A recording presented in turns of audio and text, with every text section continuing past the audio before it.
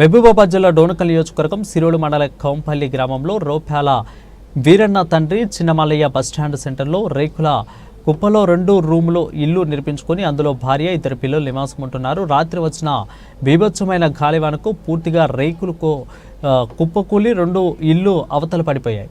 అధిక బియ్యం, పక్క బట్టలు వంటి సామాగ్రి వంటి కూడా తెలిసిపోయి నీళ్లు లేక రోడ్డున పడ్డారు. ఇక మమ్మలను ఆదుకోవాలని, మాకు ఒక ఇంద్రమ్మ ఇల్లు ఇవ్వవలసిందిగా ప్రభుత్వాన్ని కోరుతున్నామంటూ కూడా అధికారులను వేడుకుంటున్నారు.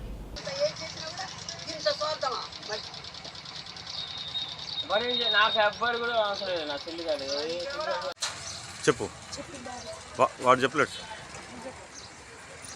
నైట్ వచ్చిన వర్షానికి గాలికి మా ఇంటి రేకులన్నీ లెగిసి పడిపోయినాయండి. పిల్లగాడికి దెబ్బ తగిలింది. సన్ డైరెక్ట్ వచ్చి బాబు భుజం మీద పడింది.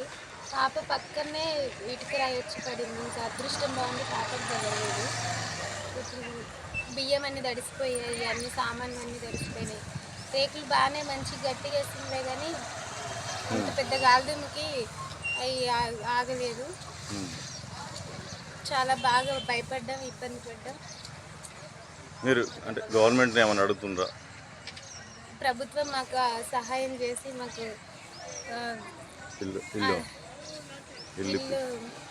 మంచి ఇల్లు శాంక్షన్ చేయాలని కోరుతున్నాను. పేదవాళ్ళని ఆదుకోవాలని కోరుతున్నాను అండి. ఇందాక వచ్చి కప్పినాము. భయానికి